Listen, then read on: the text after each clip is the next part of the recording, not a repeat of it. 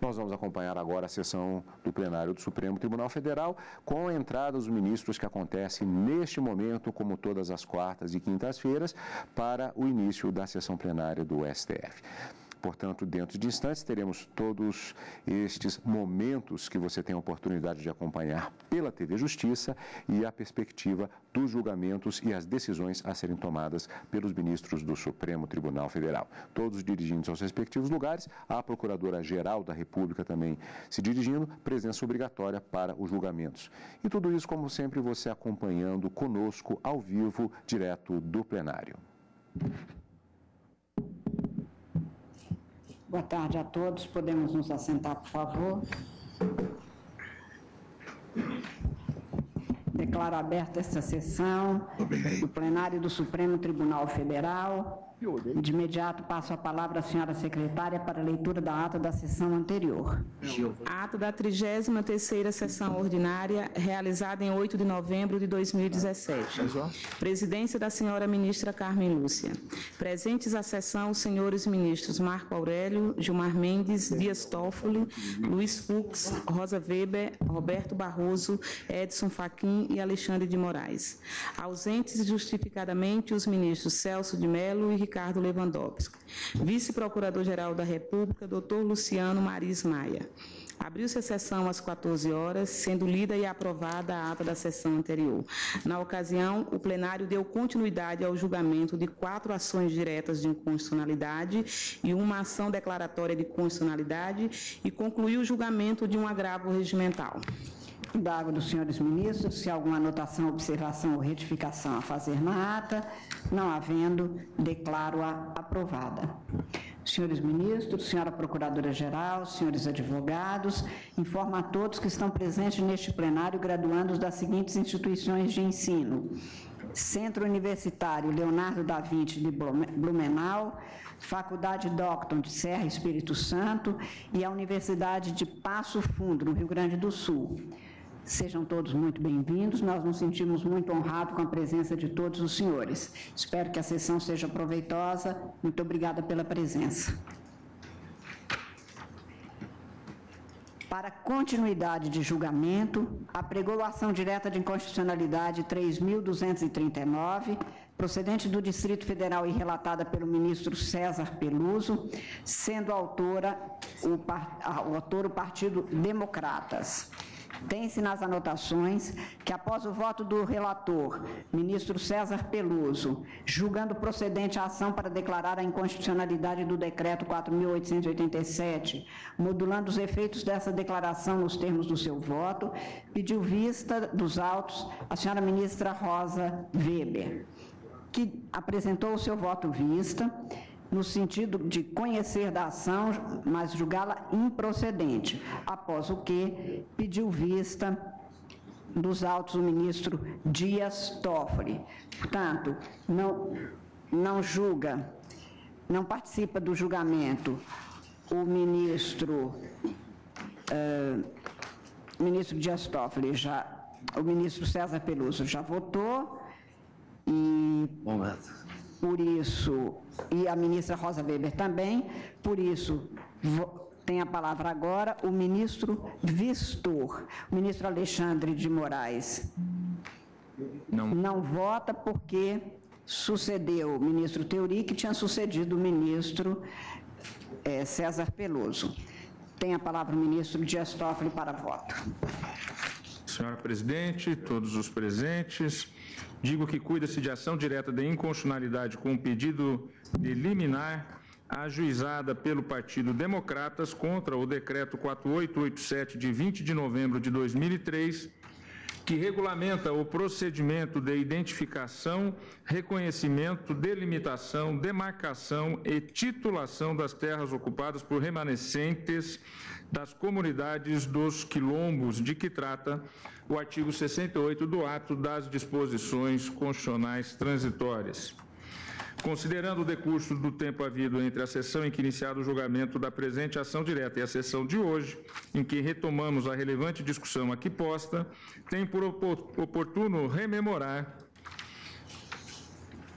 as principais alegações do autor no sentido da inconstitucionalidade do referido decreto.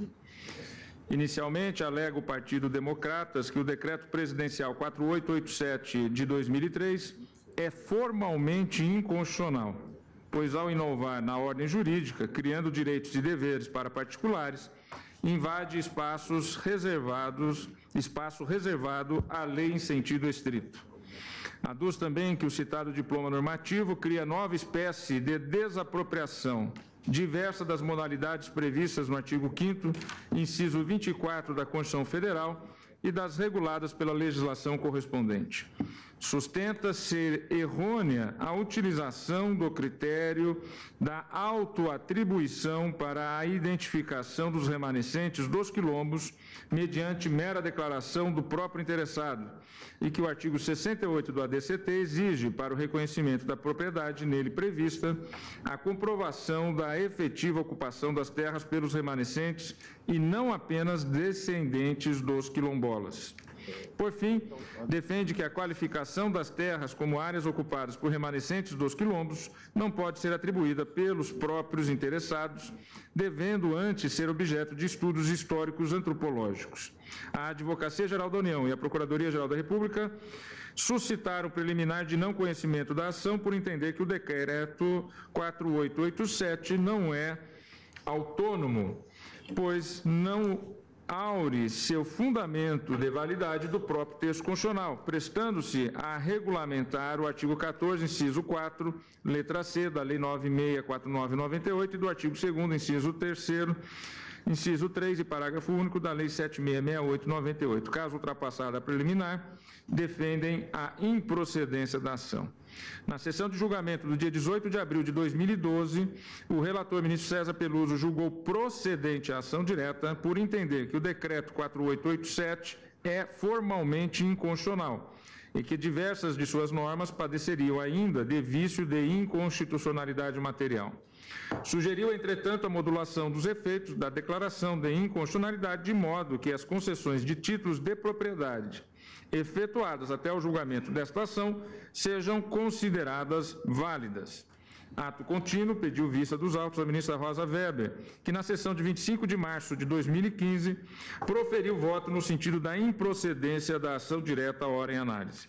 Em seguida, pedi vista dos autos para analisar a questão, tendo devolvido os autos para julgamento. Senhora Presidente, é importante registrar, eu devolvi os autos desde 1º de julho de 2015. Esse é um breve relatório que faço e passo a enfrentar os temas tratados na ação. Item 1 do meu voto: a Constituição de 1988 e os remanescentes das comunidades dos quilombos.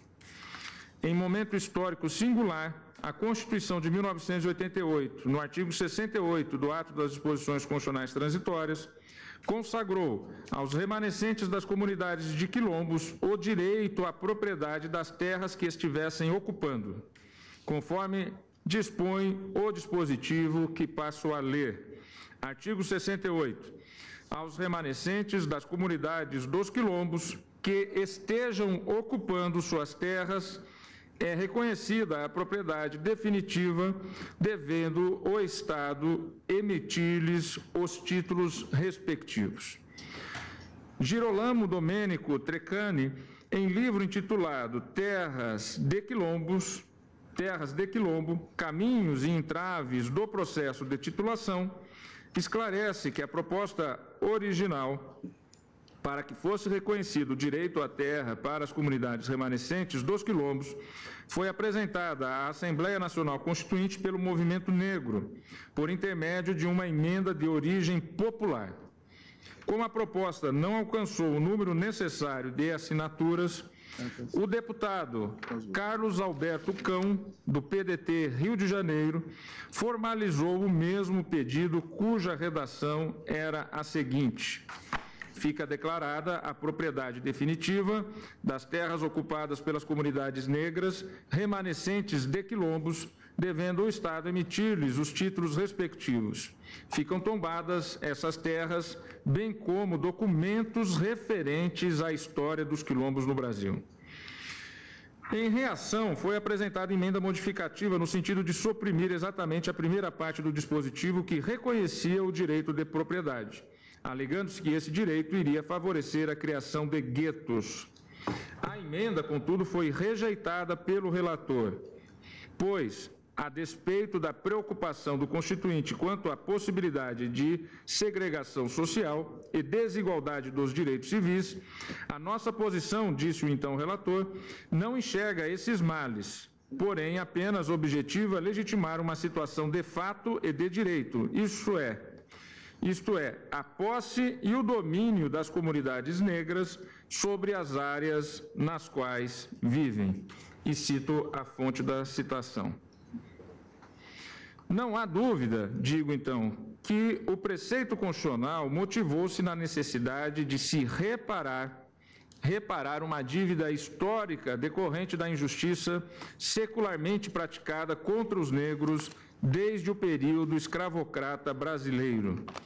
Trata-se de reparação concretizada no reconhecimento dos direitos de descendentes das comunidades dos antigos escravos à propriedade das terras por eles historicamente ocupadas.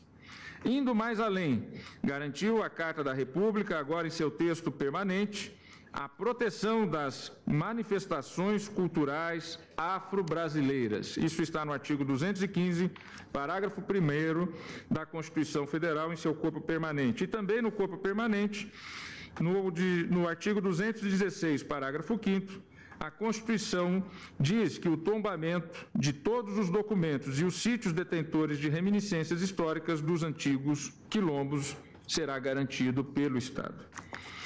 A Lei Maior reconheceu ainda como patrimônio cultural brasileiro os bens de natureza material e imaterial tomados individualmente ou em conjunto, referentes à identidade, à ação, à memória dos diferentes grupos formadores da sociedade brasileira, nos quais se incluem as formas de expressão, os modos de criar, fazer e viver, e as criações científicas, artísticas e tecnológicas. Artigo 216, caput.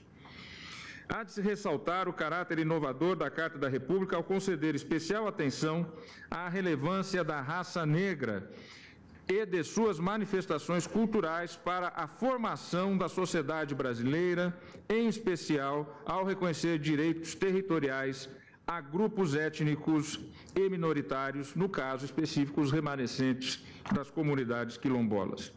Com a Constituição de 1988, operou-se, nas palavras de Treccani, uma verdadeira inversão do pensamento jurídico. O ser quilombola, fato tipificado como crime durante o período colonial e imperial, passa a ser elemento constitutivo de direito.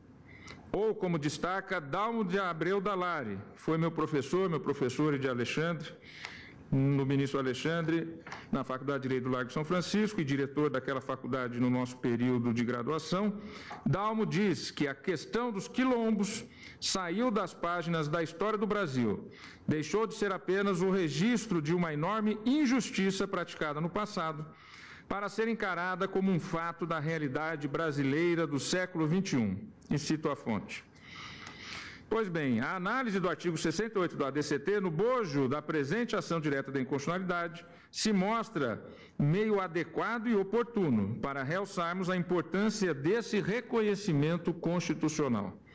Todavia, não há de se negar que se trata de reconhecimento complexo, que tem suscitado interpretações divergentes quanto ao alcance subjetivo e objetivo desse direito, bem como quanto às formas para a sua aplicação. Divergências essas das quais decorre, no meu sentir, o ajuizamento da presente ação direta de inconstitucionalidade.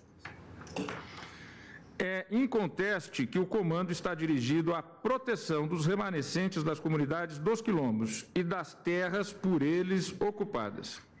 Cumpre, contudo, esclarecer alguns aspectos acerca do comando transitório, tais como: quem será beneficiado pela norma constitucional? Quem são os remanescentes das comunidades dos quilombos? Quais critérios utilizar para identificá-los? quais terras serão objeto de titulação? Para ser reconhecido o direito de propriedade, em que momento a comunidade deveria estar ocupando suas terras? Esses pontos coincidem exatamente com as impugnações formuladas pelo partido autor da presente ação direta de inconstitucionalidade em face do Decreto Federal 4.887, de 20 de novembro de 2003. Não obstante, antes de adentrar nos pontos impugnados, é importante iniciarmos com um histórico dos atos normativos que se seguiram à promulgação da Constituição e da sua aplicação ao reconhecimento das terras das comunidades quilombolas. Passo, então, ao item 2 do meu voto, que tem o seguinte título: Evolução normativa do procedimento de identificação e titulação das terras ocupadas por remanescentes das comunidades dos quilombos. Após a Constituição de 1988 e o reconhecimento da propriedade conferida às terras ocupadas pelas comunidades remanescentes de quilombolas, houve a necessidade de detalhamento dos procedimentos a serem utilizados para a identificação das comunidades e a demarcação das terras que seriam titularizadas.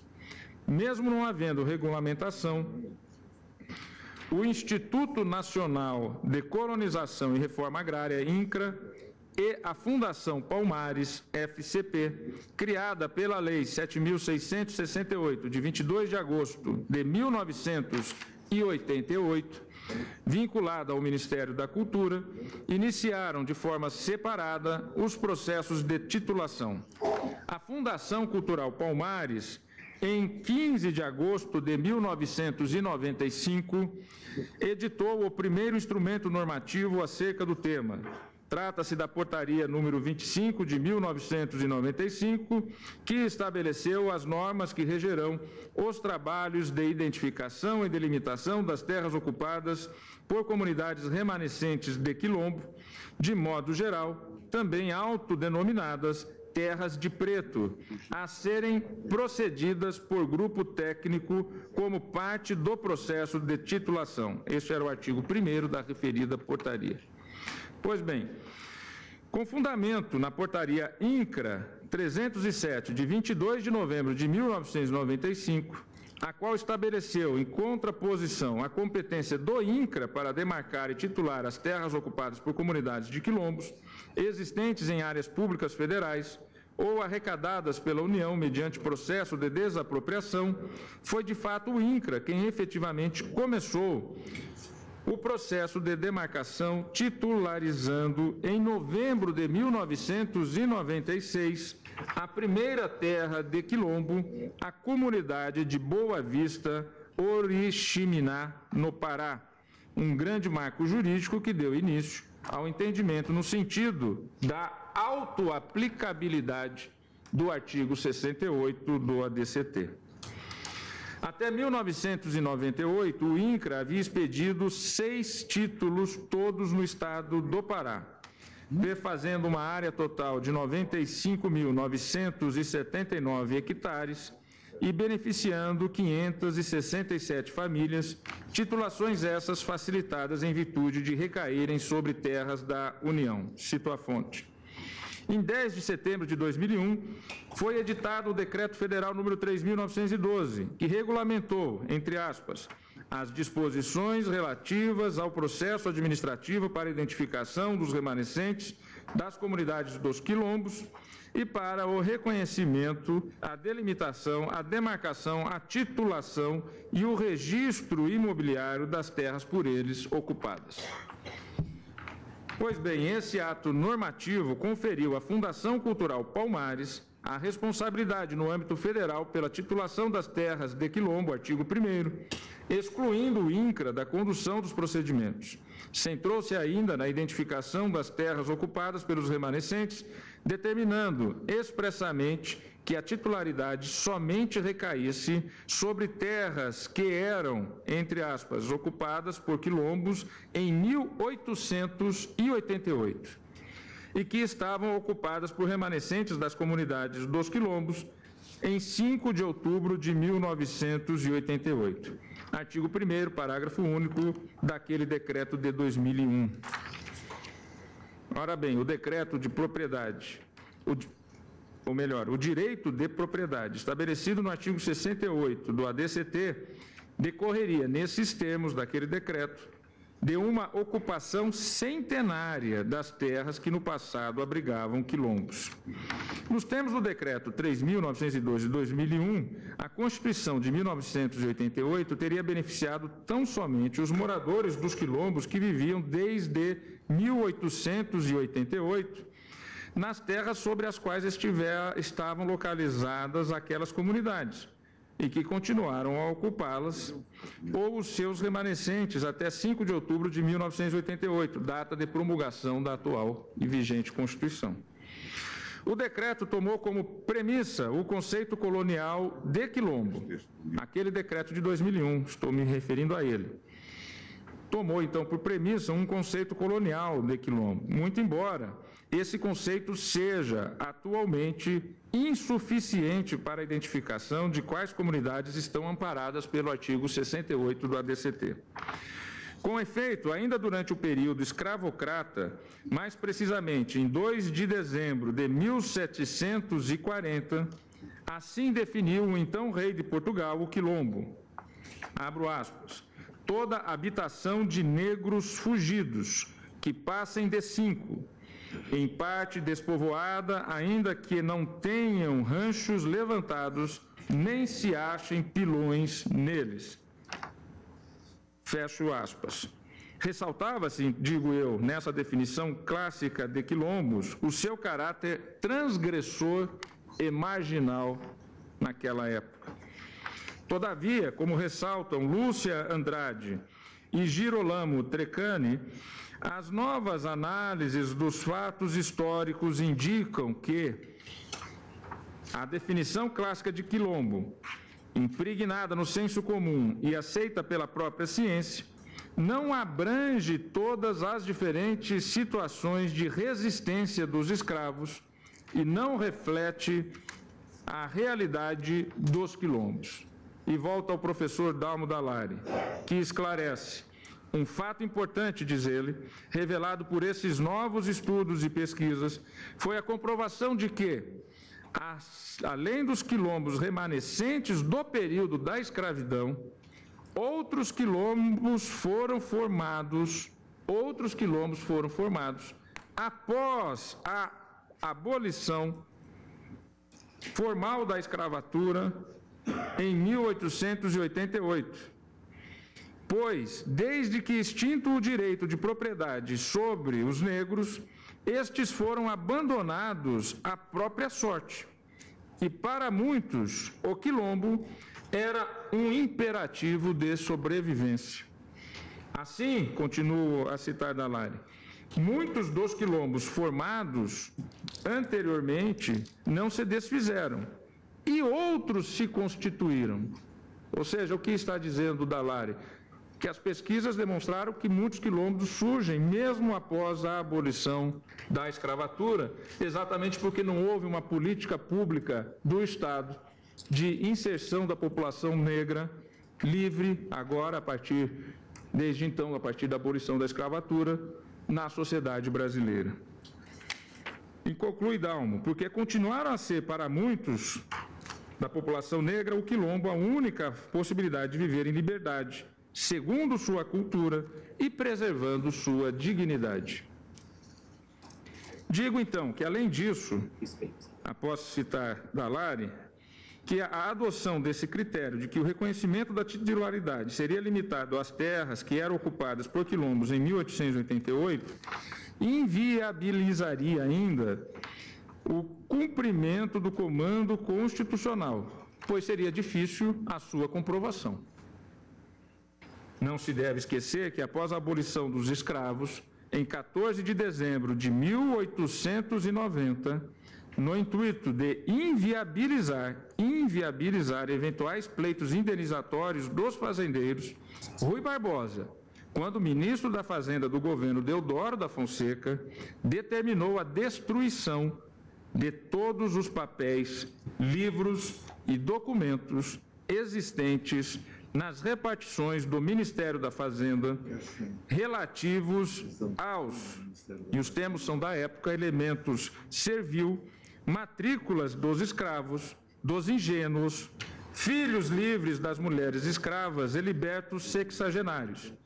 Decisão essa que foi, em 20 de dezembro de 1890, aprovada no Congresso Nacional com a seguinte moção, abro aspas, o Congresso Nacional felicita o governo provisório por ter ordenado a eliminação nos arquivos nacionais dos vestígios da escravatura no Brasil, fecho aspas.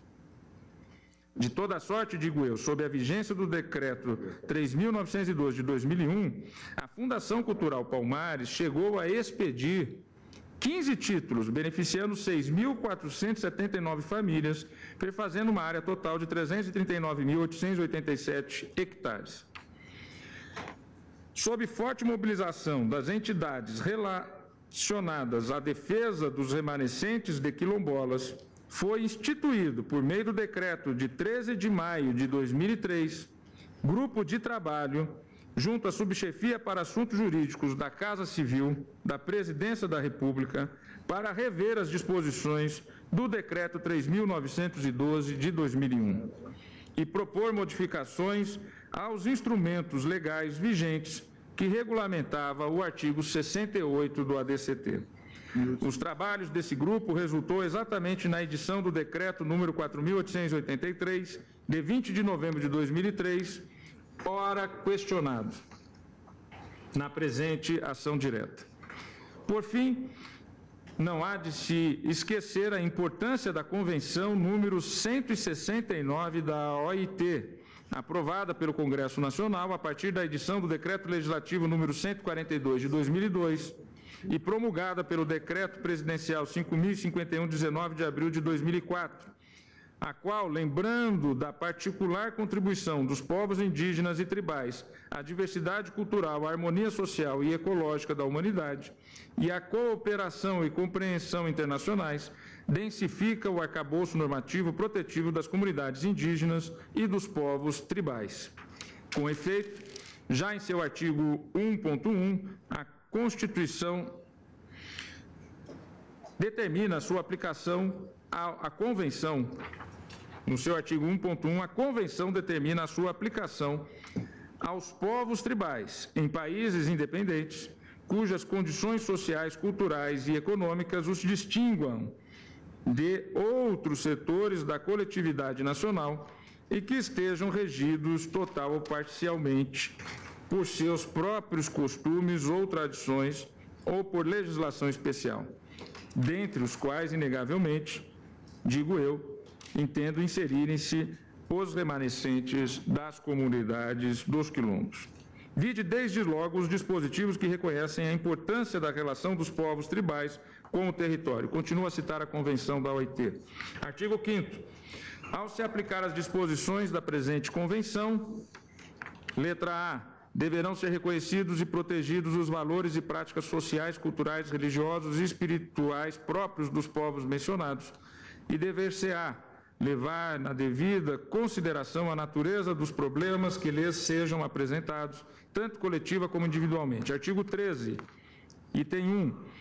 Ao aplicarem as disposições desta parte da Convenção, os governos deverão respeitar a importância especial que para as culturas e valores espirituais dos povos interessados possui a sua relação com as terras ou territórios, ou com ambos, segundo os casos que eles ocupam ou utilizam de alguma maneira e particularmente os aspectos coletivos dessa relação. Item 2. A utilização do termo terras nos artigos 15 e 16 deverá incluir o conceito de territórios, o que abrange a totalidade do habitat das regiões que os povos interessados ocupam ou utilizam de alguma outra forma. Artigo 14, item 1. Dever-se-á reconhecer aos povos interessados os direitos de propriedade e de posse sobre as terras que tradicionalmente ocupam. Além disso, nos casos apropriados, deverão ser adotadas medidas para salvaguardar o direito dos povos interessados de utilizar terras que não estejam exclusivamente ocupadas por eles, mas às quais, tradicionalmente, tenham tido acesso para suas atividades tradicionais e de subsistência. Nesse particular, deverá ser dada especial atenção à situação dos povos nômades e dos agricultores itinerantes. Item 2 do artigo 14, os governos deverão adotar as medidas que sejam necessárias para determinar as terras que os povos interessados ocupam tradicionalmente e garantir a proteção efetiva dos seus direitos de propriedade e posse. Digo, então, após citar a Convenção e esses dispositivos, que a partir desta contextualização normativa, vou passar a análise das impugnações específicas feitas na ação ao decreto em apreço. Passo, então, ao item 3 do meu voto, da minha manifestação, que tem o título da constitucionalidade formal do decreto 4887/2003. De início, o autor impugna o ato normativo sob a perspectiva formal, afirmando que o seu conteúdo somente poderia ser veiculado por meio de lei. O decreto regulamentar nessa seara seria eivado de inconstitucionalidade na medida em que se caracteriza como decreto autônomo, não previsto no ordenamento jurídico brasileiro, já que não abrangido pela autorização contida no artigo 84, incisos 4 e 6 da Constituição. Tenho, contudo, que o decreto não padece do referido vício, uma vez que trouxe de forma válida conteúdo normativo dentro das balizas da constitucionalidade e da legalidade. Na linha proclamada pela Advocacia Geral da União, que foi seguida pela Procuradoria-Geral da República, passo a ler, o decreto 4887 de 2003 está no segundo grau de concretização das normas do artigo 215 e do artigo 216 da Constituição Federal, bem como do artigo 68 do ADCT. A Lei 9649 de 98 e a Lei 7668 de 88 é que efetivamente regulamentam diretamente a Constituição, concretizando-a em primeiro grau. O decreto, por sua vez, retira seu fundamento de validade das próprias leis federais, não havendo, portanto, a tal autonomia legislativa propagada pelo requerente. Fecho a citação. Cite-se ainda que o Brasil é signatário da Convenção 69 da OIT sobre povos indígenas e tribais, aprovada pelo Congresso Nacional com a edição do Decreto Legislativo 142 de 2002 e promulgada pelo Decreto 5.051 de 9 de abril de 2004. Ademais, presente a determinação constitucional de que o Estado brasileiro emitisse em favor das comunidades quilombolas os títulos de propriedade das terras por elas ocupadas, surgiu a imposição ao legislador de concretizar, viabilizar tal atuação estatal. Partindo-se do pressuposto de que a inovação normativa adveio da própria Constituição Federal, o espaço a ser preenchido pela legislação infraconstitucional, desde logo, foi reduzido, cabendo, entre outros temas, instrumentalizar o modo de consecução de tal determinação constitucional. Nesse sentido, as disposições da Lei 9649 de 98 e 7668 de 88, bem como a Convenção 169 da OIT, servem, como dito pela AGU, de primeiro anteparo normativo de concretização dos artigos 215 e 216 da Constituição Federal, bem como do artigo 68 do ADCT, definindo a competência administrativa para a identificação das comunidades quilombolas e a demarcação das terras a elas pertencentes. O decreto, ora impugnado, por sua vez, tem função normativa diversa, já que procurou estabelecer o procedimento administrativo destinado ao cumprimento de tais funções. Sob esse prisma, não vejo incongruência formal no ato normativo impugnado, pois sua edição deu-se com observância dos limites constitucionais pertinentes aos regulamentos, sem que se cogite, à primeira vista, de seu conteúdo haver trazido matéria afeta à reserva legal.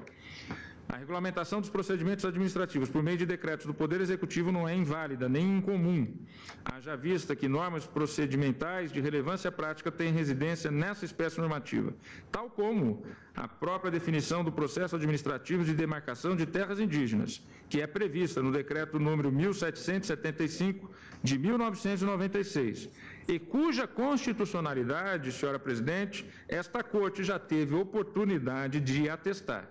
Refiro-me à PET número 3388, Tribunal Pleno de Relatoria do ministro Aires Brito. Por outro lado, esta Corte, de igual forma, reconhece a constitucionalidade de atos normativos que concretizam diretamente normas emanadas de preceitos constitucionais, a exemplo da Resolução número 7, 2005, do CNJ, que proibiu a prática de nepotismo no âmbito do Poder Judiciário. Vide trecho da ementa do julgamento da ação declaratória de constitucionalidade número 12, medida cautelar. A Resolução número 7/05 se dota ainda de caráter normativo primário, dado que arranca diretamente do parágrafo 4º do artigo 103b da Carta Cidadã e tem como finalidade debulhar os próprios conteúdos lógicos dos princípios constitucionais de centrada regência de toda a atividade administrativa do Estado, especialmente o da impessoalidade, o da eficiência, o da igualdade e o da moralidade. O ato normativo, continua aquela ementa, que se faz de objeto desta ação declaratória densifica apropriadamente os 4 citados princípios do artigo 37 da Constituição Federal. Razão porque não há antinomia de conteúdos na comparação dos comandos que se veiculam pelos 2 modos normativos, o constitucional e o infraconstitucional. Logo, o Conselho Nacional de Justiça fez adequado uso da competência que lhe conferiu a Carta de outubro após a emenda 45 de 2004. Fecho a citação. Ressalto ainda que o artigo 68 do ADCT, ao consagrar um comando de imperatividade ao poder público, é dotado de eficácia plena e aplicabilidade imediata, não necessitando, em verdade, de intermediação de lei formal para a regulamentação dos procedimentos necessários à concretude do comando constitucional. Ausente, portanto, a meu ver, inconstitucionalidade formal no diploma constitucional, no diploma questionado.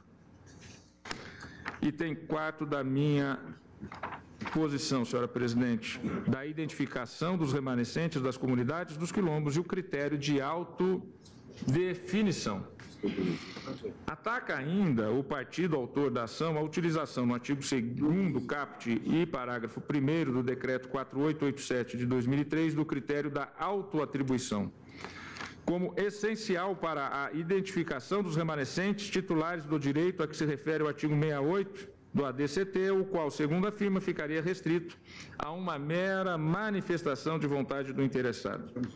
Digo que não assiste razão ao partido requerente.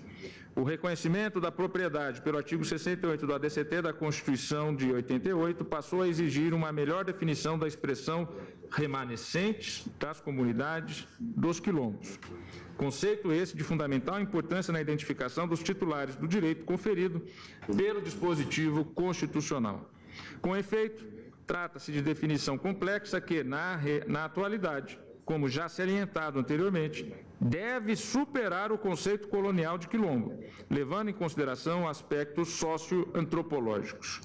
Conforme levantamento bibliográfico realizado por Alfredo Wagner Berno de Almeida, antropólogo, apenas entre os anos de 1995 e 1997 foram encontradas 73 títulos entre livros, teses, dissertações, monografias, artigos em revistas especializadas, comunicações em eventos científicos, folhetins, relatórios de associações acadêmicas e artigos na imprensa periódica referentes direto ou indiretamente ao tema quilombolas.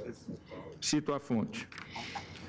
No sentido de auxiliar na aplicação do 68 do ADCT, em 1994 foi elaborado o documento pela Associação Brasileira de Antropologia, ABA, a partir dos estudos do Grupo de Trabalho sobre Comunidades Negras Rurais da ABA, definindo que as comunidades remanescentes de quilombos, entre aspas, constituem grupos étnicos conceitualmente definidos pela antropologia como um tipo organizacional que confere pertencimento através de normas e meios empregados para indicar filiação ou exclusão. E segue ainda o referido documento da ABA dizendo que, contemporaneamente, portanto, o termo não se refere a resíduos ou resquícios arqueológicos de ocupação temporal ou de comprovação biológica, Também não se trata de grupos isolados ou de uma população estritamente homogênea. Da mesma forma, nem sempre foram constituídos a partir de movimentos insurrecionais ou rebelados, mas, sobretudo, consistem em grupos que desenvolveram práticas de resistência na manutenção e reprodução de seus modos de vida, características num determinado lugar, cito a fonte. Nesses termos, digo que, de acordo com essa concepção antropológica, o decreto de 2003, ora impugnado, estabeleceu em seu artigo 2º, consideram-se remanescentes das comunidades dos quilombos, para os fins deste decreto, os grupos étnico-raciais, segundo critérios de autoatribuição, com trajetória histórica própria, dotados de relações territoriais específicas, com presunção de ancestralidade negra relacionada com a resistência à opressão histórica sofrida. Parágrafo 1º. Para os fins deste decreto, a caracterização dos remanescentes das comunidades dos quilombos será atestada mediante autodefinição da própria comunidade. Feita a leitura do dispositivo, digo que é perceptível que o decreto ora questionado deixou de lado a antiga definição de quilombo utilizada pelo decreto de 2001, elegendo critérios antropológicos mais adequados à atual realidade das comunidades quilombolas existentes contemporaneamente. Nessa concepção, as comunidades remanescentes de quilombos constituem grupos étnico-raciais que compartilham certa identidade, baseada numa ancestralidade comum, em manifestações culturais com forte vínculo com o passado, em relações organizacionais próprias e em formas específicas de relacionamento com a terra. Ponto de fundamental importância e questionado pelo autor da presente ação foi o fato de o decreto atacado ter realçado o critério da autodefinição como meio de identificação das comunidades, permitindo, com isso, aos próprios membros da comunidade o seu reconhecimento como remanescentes. Ao contrário do que afirma o partido requerente, trata-se, em verdade, de critério plenamente adequado à identificação dos remanescentes das comunidades dos quilombos. Com efeito, cabe aos próprios indivíduos e membros do grupo se reconhecerem e se identificarem como pertencentes a determinado grupo étnico. A autodefinição é elemento definidor essencial da condição de grupo étnico, pois, para a antropologia, importa compreender como o grupo opera tal identidade. E cito a fonte do que estou a ler. De igual forma, também defende o jurista Carlos Aris Sundfeld. O critério, diz ele, a ser seguido na identificação dos remanescentes das comunidades quilombolas em si é também o da autodefinição dos agentes sociais, ou seja, para que se verifique se certa comunidade é de fato quilombola, é preciso que se analise a construção social inerente àquele grupo, de que forma os agentes sociais se percebem, de que forma almejaram a construção da categoria a que julgam pertencer. Tal construção é mais eficiente e compatível com a realidade das comunidades quilombolas do que a simples imposição de critérios temporais ou outros que remontem ao conceito colonial de quilombos. Mais uma vez, continua a manifestação de Aris Sundfeld, Alfredo Wagner de Almeida, o ponto de partida da análise crítica é a indagação de como os próprios agentes sociais se definem e representam, suas relações e práticas com os grupos sociais e as agências com que interagem. Este dado de como os segmentos sociais chamados remanescentes se definem é fundamental, porquanto foi dessa forma que a identidade coletiva foi construída e afirmada. O importante não é tanto como as agências definem ou como os próprios sujeitos sociais se definem e quais os critérios político-organizativos que norteiam as suas práticas e mobilizações que forjam a coesão em torno de uma certa identidade. Os procedimentos de classificação que interessam são aqueles construídos a partir dos próprios conflitos pelos próprios sujeitos e não necessariamente aqueles produtos de classificação externos, muitas vezes simpatizantes.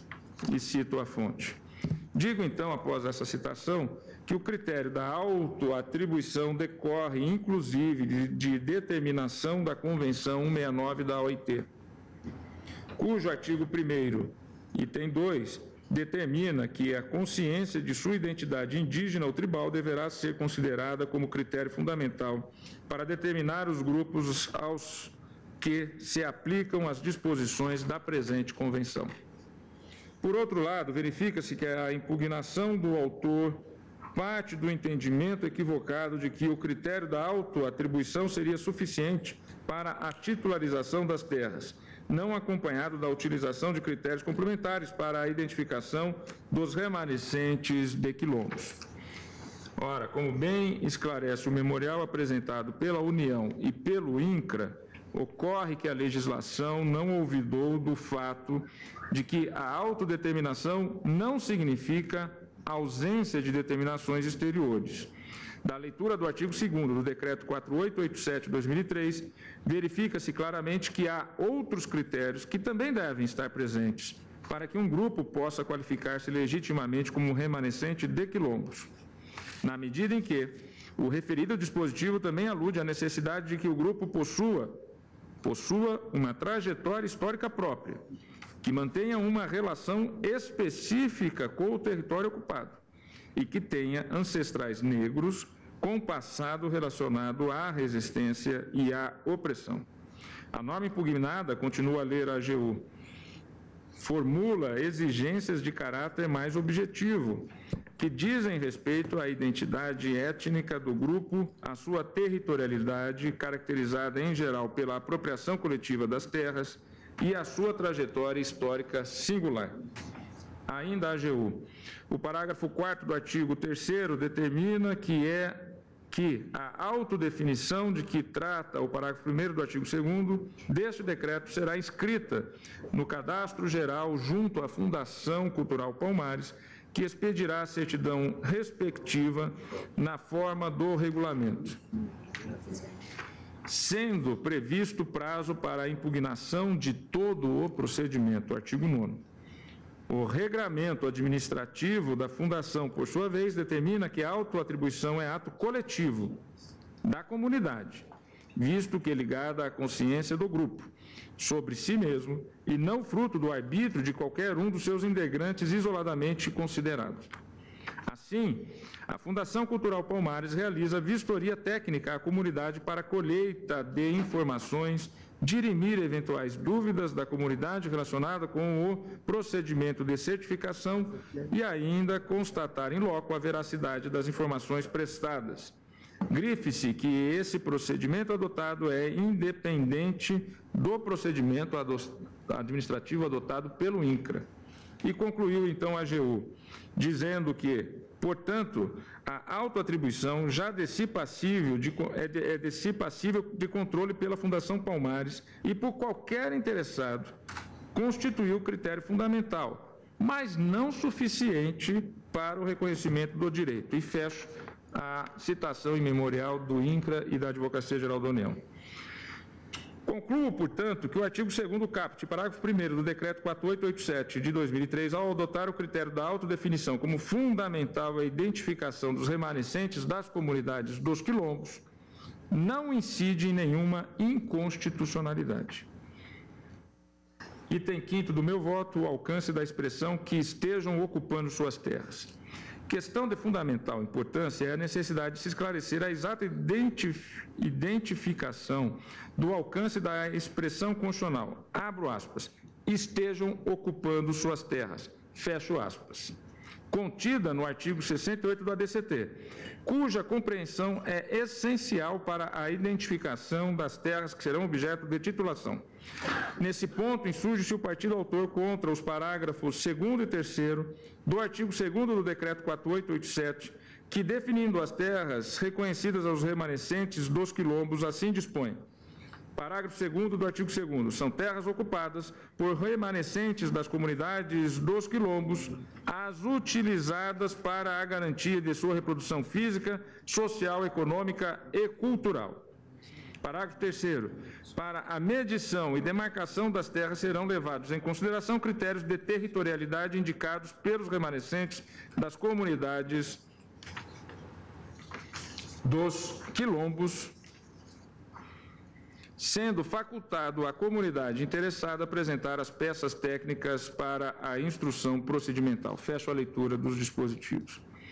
Segundo o partido autor, as terras referidas pelo artigo 68 do ADCT seriam somente os territórios sobre os quais comprovadamente foram formados os quilombos durante a fase imperial da história do Brasil, ocupando os membros da comunidade a área de forma pacífica e ininterrupta desde 1888 até a promulgação da Constituição de 1988. Ora bem, fosse assim, já teria operado a aquisição pelo campeão. Pois bem, contesta ainda o fato de o decreto qualificar as terras a serem titularizadas como aquelas em que os remanescentes tiveram sua reprodução física, social, econômica e cultural, sujeitando a demarcação aos critérios indicados pelos próprios interessados, o que não constituiria procedimento idôneo, moral e legítimo de definição. Como se vê, o autor busca interpretar o comando constitucional contido no artigo 68 do ADCT a partir dos critérios territoriais definidos no revogado decreto número 3.912 de 2001, o qual, de fato, aquele decreto de 2001, determinava que somente podia ser reconhecida a propriedade sobre terras que eram ocupadas por quilombos em 1888. Trata-se, contudo, de interpretação que, além de não consentânea com o texto constitucional, já se encontra superada formalmente pelo novo decreto ora impugnado. Como já salientado, a exigência de que a titulação somente recaísse sobre as terras ocupadas em 1888, além de partir equivocadamente de conceito ultrapassado de quilombo, o qual não mais se adequa às definições contemporâneas dessas comunidades, acrescenta requisito não contido sequer implicitamente no artigo 68 do ADCT, restringindo de forma ilegítima o comando protetivo nele previsto, pois somente beneficiaria aquelas comunidades formadas até a abolição da escravatura. E, como vimos, surgiram quilombos mesmo após a abolição da escravatura. Por sua vez, embora não seja idôneo estabelecer requisitos não contidos no dispositivo constitucional, de igual forma, não há de se interpretar o texto constitucional de forma a ampliar em demasia o seu comando. O benefício assegurado no artigo 68 do ADCT consiste no reconhecimento da propriedade definitiva da terra, contemplando regra de legitimação de domínio em benefício das comunidades remanescentes de quilombos. Não há dúvida de que se trata de disposição constitucional transitória, orientada a promover uma discriminação positiva, atribuindo vantagens especiais e extraordinárias a minorias oprimidas ao longo da história brasileira. Para tanto, adotou a Constituição solução específica determinada e transitória, a qual deve ser adotada nos estritos limites do artigo 68 do ADCT. Nesses termos, o texto constitucional expresso que a propriedade definitiva que se reconhece é das terras que estejam sendo ocupadas pelos remanescentes das comunidades dos quilombos. Leio mais uma vez o dispositivo constitucional, artigo 68. Aos remanescentes das comunidades dos quilombos que estejam ocupando suas terras é reconhecida a propriedade definitiva, devendo o Estado emitir-lhes os títulos respectivos. Digo, então, que no texto reconhece-se o domínio, a propriedade, portanto, sobre as terras ocupadas pelos remanescentes das comunidades de quilombo, legitimando uma situação fática presente e garantindo a manutenção das comunidades nas áreas até então ocupadas. Diante dessa perspectiva, no meu sentir, a partir da leitura do dispositivo constitucional, foram contemplados com a titularidade aqueles remanescentes que estejam ocupando suas terras no momento da promulgação da Constituição de 1988.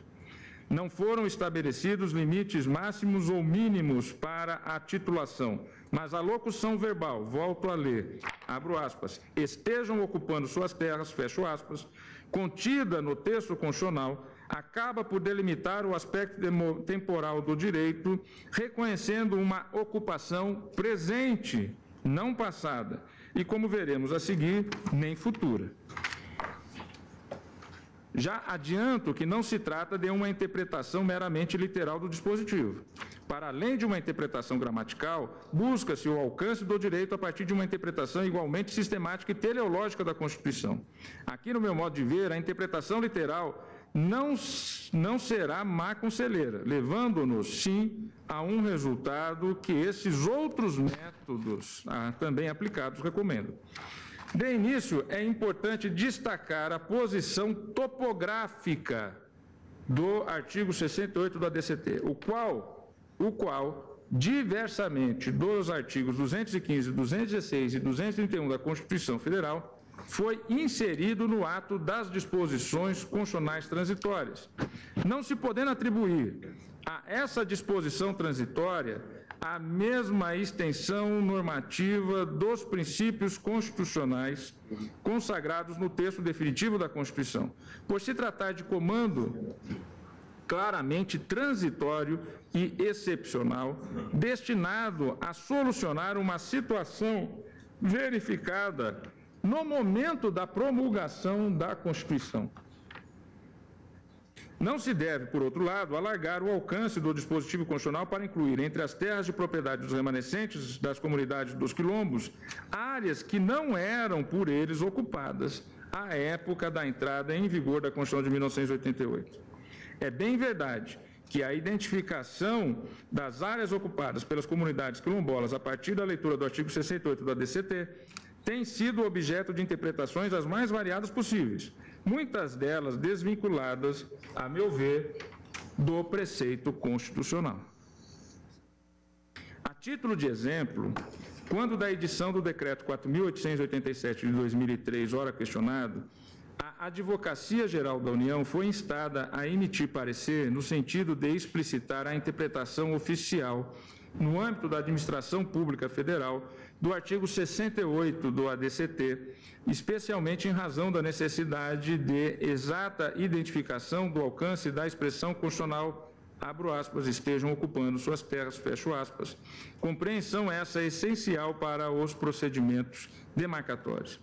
Foi, então, emitido o parecer AGU/MC número 1 de 2006, da lavra do então consultor-geral da União, magistrado federal aposentado, pessoa brilhante e extremamente culta, Manuel Lauro Volkmer de Castilho. Este parecer, por ele sobrescrito, também veio a ser aprovado pelo não menos brilhante advogado-geral da União de então, Álvaro Augusto Ribeiro Costa, egresso do Ministério Público da União, onde desenvolveu um grande trabalho na área de direitos humanos e de defesa do cidadão. Este parecer do Manuel Volkmer, aprovado pelo ministro da AGU de então, Álvaro Ribeiro Costa, conferiu interpretação com a devida vênia, a meu ver, demasiadamente ampla ao contido no artigo 68 do ADCT. Conforme se verifica nos seguintes trechos do mencionado parecer, a ocupação, e passo a ler então este parecer, a ocupação de que aí se cogita, por conseguinte, é a ocupação das terras em que de fato se alojam e vivem as respectivas comunidades. Mas também, aí vem um mas também, os espaços para tanto necessários nos limites das características e valores por elas cultivados. As terras ocupadas nessa medida são as que eles efetivamente possuem e mais as que sejam suficientes e necessárias para o natural desenvolvimento e reprodução de sua cultura e valores. A expressão as terras que estejam ocupando significa, logicamente, mais do que a simples dimensão geográfica atual ou histórica das comunidades remanescentes de quilombos, posto que, a exemplo das terras indígenas, artigo 231, parágrafo 1º da Constituição, cuja proteção constitucional obedece, tal como aqui, a idêntico princípio de proteção dos formadores da nacionalidade brasileira, constituem tais terras, territórios de habitação permanente, utilizadas para suas atividades produtivas e imprescindíveis para a preservação dos recursos ambientais necessários ao seu bem-estar, e as necessárias à sua reprodução presente e futura, física e cultural, segundo seus usos, costumes e tradições. E continua aquele parecer mais adiante. O desdobramento das proposições constitucionais do artigo 68 do ADCT sugere ainda outras questões de difícil solução. O crescimento vegetativo da população remanescente das comunidades de quilombos, por exemplo, pode exigir legitimamente, disse aquele parecer, a expansão da área de ocupação titulada.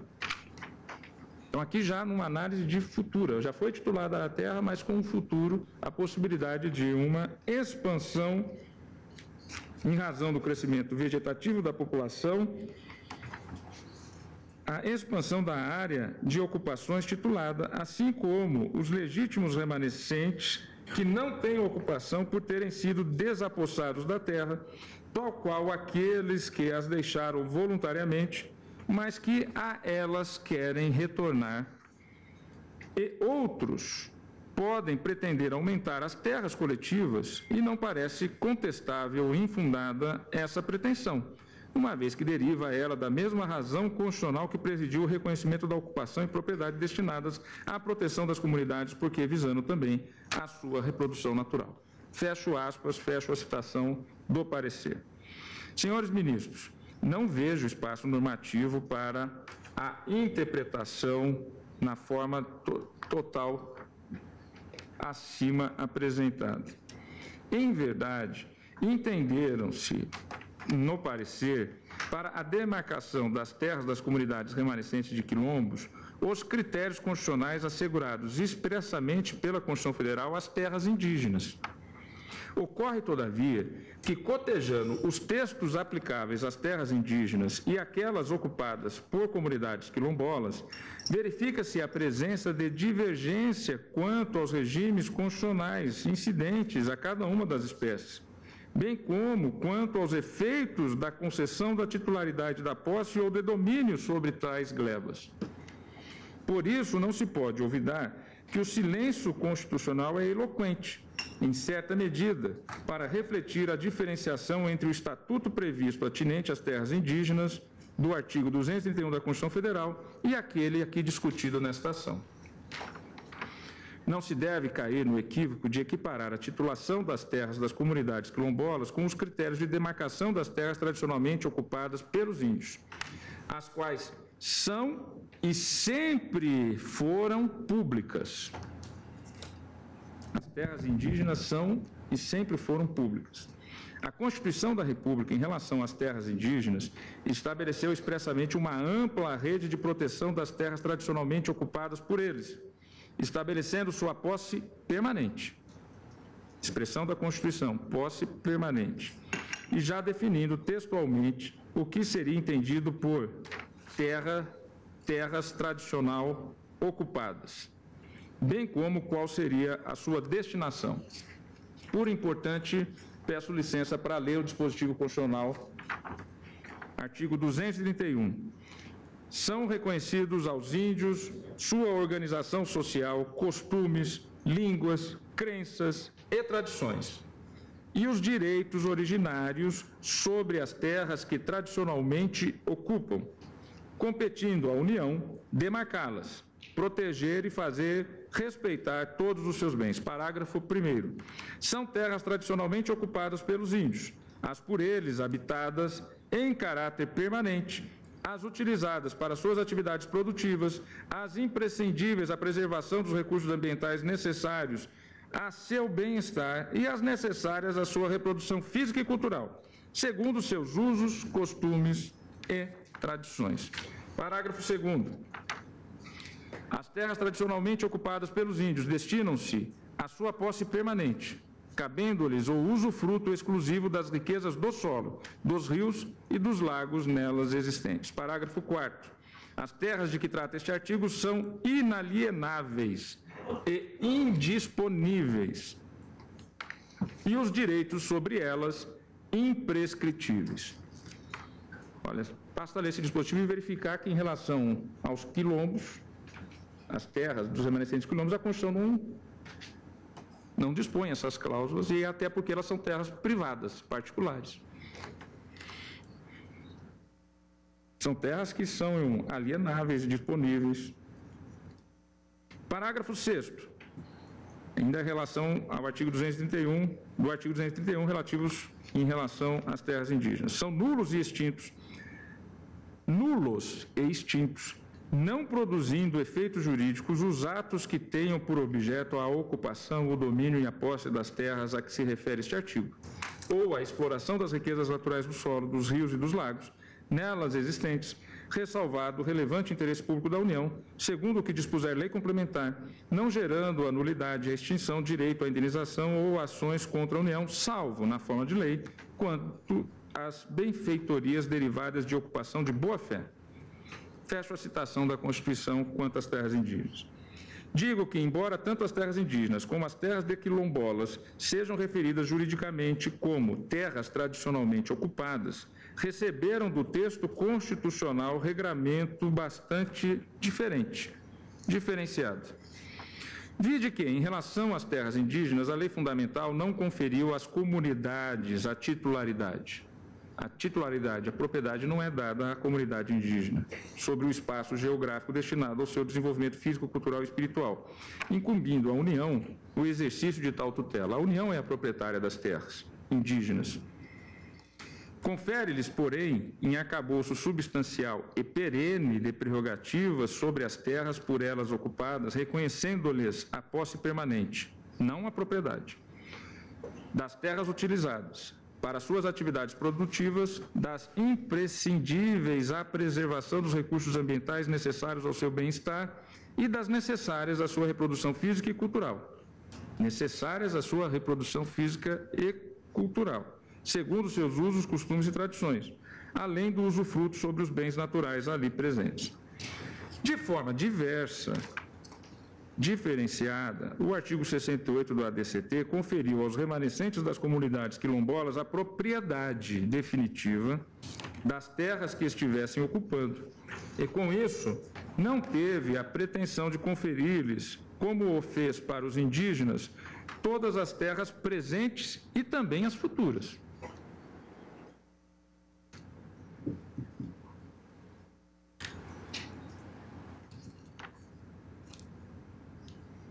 Necessárias para suas atividades produtivas, para a preservação dos recursos ambientais, para o seu bem-estar e para a sua reprodução física e cultural. Em verdade, enquanto para as terras indígenas a Constituição adotou os critérios da imprescindibilidade e da necessidade, para os quilombolas pautou-se a Constituição pelo critério da ocupação.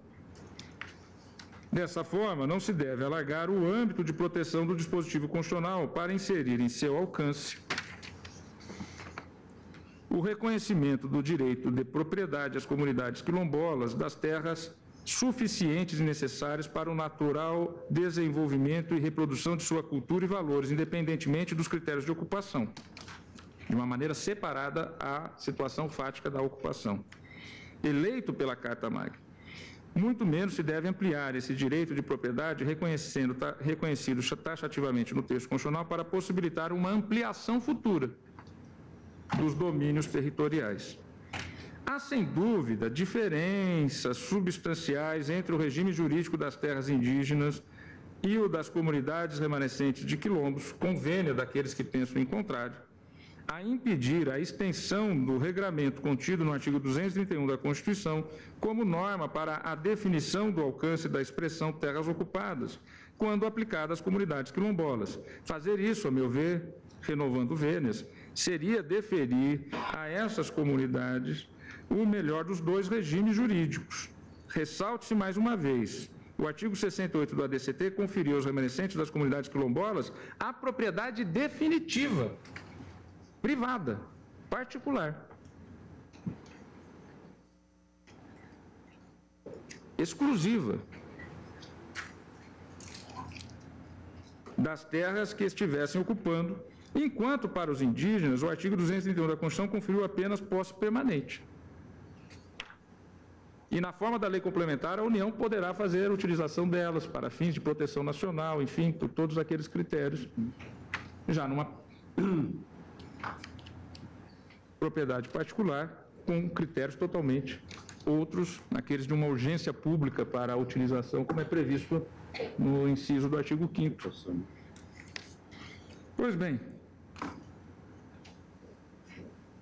aos quilombolas é dada já a propriedade definitiva, privada, exclusiva das terras que estivesse ocupando, enquanto para os indígenas o que se dá é a posse permanente.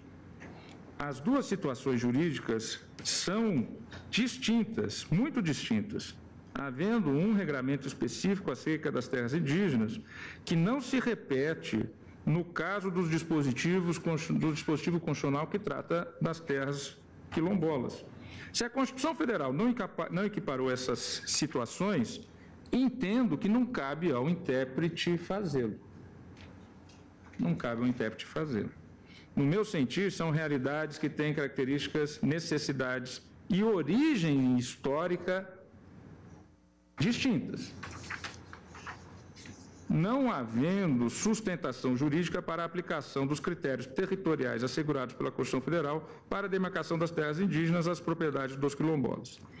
Por certo, o alcance das terras abrangidas pelo direito de propriedade reconhecido pelo artigo 68 do ADCT não pode decorrer de extensão legal ou mesmo de aplicação analógica dos critérios utilizados pela Constituição Federal para as terras indígenas, dependendo, sim, a teor do texto constitucional, do reconhecimento da comunidade como remanescente de quilombo e da identificação das terras por ela ocupadas na data da promulgação da Constituição. Por sua vez, sequer uma leitura conjunta com o parágrafo 5º do artigo 216 da Constituição permitiria essa interpretação ampliativa, pois esse dispositivo autoriza o quê? O tombamento dos sítios detentores de remanescências históricas dos antigos quilombos. Pois bem, aqui, a partir da concepção tradicional de quilombo, portanto, bem mais restrita que o conceito de comunidades remanescentes de quilombolas, que na minha leitura é um conceito mais amplo, e não aquele conceito histórico específico para as reminiscências históricas do 216. Ademais, não reconhece o dispositivo o direito de propriedade. O 216 não fala em direito de propriedade, em favor dos remanescentes ou de qualquer outra pessoa sobre esses imóveis, mas apenas a sua proteção para fins de preservação histórico-cultural. A meu ver, essa interpretação de terras ocupadas em aberto, admitindo inclusive uma ampliação das faixas territoriais futuras de acordo com as necessidades da comunidade, não resolve inúmeras situações conflitivas que são históricas e que não desconhecemos, as quais aquele mandamento constitucional transitório buscou por fim. Essa ampliação do texto constitucional, além de deixar de lado completamente o critério da ocupação adotado pelo Constituinte originário, esquece de outra finalidade que se buscou atingir com aquela garantia constitucional. E também, extremamente importante, a de assegurar estabilidade jurídica às relações entre as comunidades remanescentes de quilombo e suas áreas territoriais, assegurando-se-lhes o direito definitivo de propriedade. Bem se sabe que a questão da terra se apresenta historicamente conflituosa, cercada de fortes interesses e expectativas. Buscou a lei maior promover a paz fundiária, transformando as posses precárias dessas comunidades em domínio, em propriedade privada. Mas, para tanto, exige-se precisa definição dos limites territoriais das terras a serem reconhecidas. Nesse sentido, como mais uma vez saliento, o artigo 68 do ADCT estabeleceu o critério objetivo de definição da propriedade, ou seja, a ocupação das terras em que se localizavam os quilombos os remanescentes de quilombos na data da promulgação da Constituição Federal de 1988. Deixar em aberto a possibilidade de definição desse território a partir de parâmetros de necessidade ou mesmo de sua ampliação futura sem critérios objetivos é conferir insegurança jurídica a relações já essencialmente conflituosas, enfraquecendo desse modo a estabilidade jurídica que se quis alcançar com o reconhecimento expresso do território dessas comunidades. Não há dúvida de que a identificação da área ocupada pela comunidade é ponto decisivo e complexo da regularização, além de envolver grupos sociais e interesses diversificados, podendo ensejar conflitos fundiários e violência rural. E a ausência, ou urbana, porque há, e um dos primeiros, acho que foi o primeiro, a primeira área reconhecida de remanescentes de quilombo se deu no município de Porto Alegre. E esse reconhecimento levou a uma situação de compensação, porque aquela área já estava urbanizada, inclusive. Compensação financeira à comunidade, aos remanescentes daquela comunidade. Primeira área após o decreto de 2003. Pois bem, digo que não há dúvida de que a ausência de um marco temporal de ocupação servirá para estímulo e agravamento dos conflitos. Nós deixarmos isto em aberto, vai permanecer havendo os conflitos. Importante que faça uma demarcação. Não se questiona, todavia, o critério, e aqui é importante esse ponto do meu voto, não se questiona, todavia, o critério acertadamente utilizado no decreto 4.887, tendo-se definido no parágrafo 2º do artigo 2º como terras ocupadas. Abro aspas e cito o parágrafo 2º. As utilizadas para a garantia de sua reprodução física, social, econômica e cultural.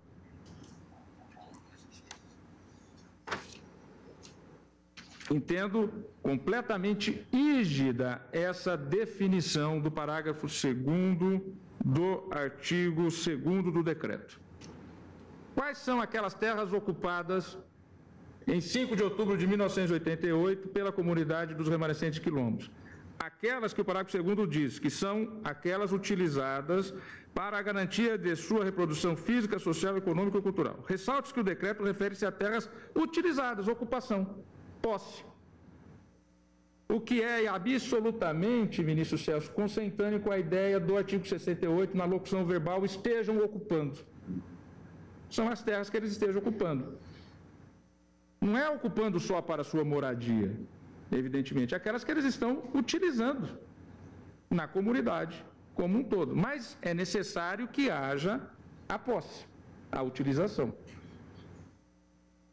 As utilizadas para a garantia de sua reprodução física, social, econômica e cultural.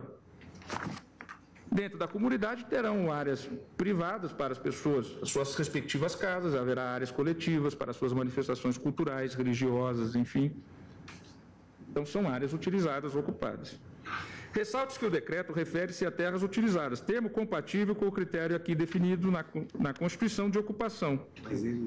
Mas não as terras necessárias, ou seja, aquelas não ocupadas, aquelas que não eram utilizadas. Então, o decreto em si, ele já dá uma resposta. É por isso, me perdoe a ministra Rosa Weber, se estiver interpretando equivocadamente o voto por Vossa Excelência proferido, me corrija, mas da leitura que fiz do voto de Vossa Excelência entende que o próprio decreto já define. Por isso que Vossa Excelência julga totalmente improcedente a ação, mas na sua fundamentação diz isso. Quais são as terras ocupadas? Aquelas utilizadas, não as necessárias, ou as futuras. Pois bem, volto ao meu voto. Com efeito, a titulação deve, de fato, recair não somente nos espaços em que o grupo mora ou vive, ou seja, não é uma delimitação apenas da casa onde mora, onde vive, mas, de igual forma, sobre as áreas comunais de cultivo, de estoque de recursos naturais, aquelas utilizadas para o lazer, para suas manifestações culturais, religiosas, para suas formas de convivência. Mas volto a dizer, aquelas efetivamente utilizadas. Agora eu também preciso de uma outra área ali vizinha. Não é isso que a Constituição previu. Ao meu ver, com as devidas vênias de quem pense em sentido contrário. Pois bem, todavia, como o decreto foi silente, poderia até dizer, como disse a ministra Rosa Weber, o decreto ele é autossuficiente para se dar essa efetivação do marco temporal. Por quê? Porque a própria Constituição o deu, como estou aqui a dizer. Mas, senhora presidente, eu penso que diante dos conflitos e das várias interpretações, e mesmo essa interpretação desse douto parecer de respeitadíssimos, brilhantes membros egressos da magistratura, Lauro Volkmer Castilho, ou do Ministério Público, como o ministro da AGU de então, Álvaro Ribeiro, pessoas que eu respeito, da minha relação pessoal, da minha admiração pessoal, mas, senhora presidente, eu penso que até para evitar essas interpretações que possam ficar gerando no futuro indefinidas necessidades futuras de ampliação de uma terra, que, ao meu ver, a Constituição estabeleceu para a utilização, na época da sua edição, e daí, inclusive, está no corpo do ADCT, disposições transitórias para pacificar o momento em que ocorre. Por isso que poderia concordar com a ministra Rosa de que o decreto, na verdade, não é silente, porque a própria Constituição não é silente ao marco temporal, porque é dela que eu extraio o marco temporal, da locução verbal que estejam sendo ocupadas. Mas, como o decreto não especificou, ou melhor dizendo, não é que não especificou, ministra Rosa, o decreto não pacificou,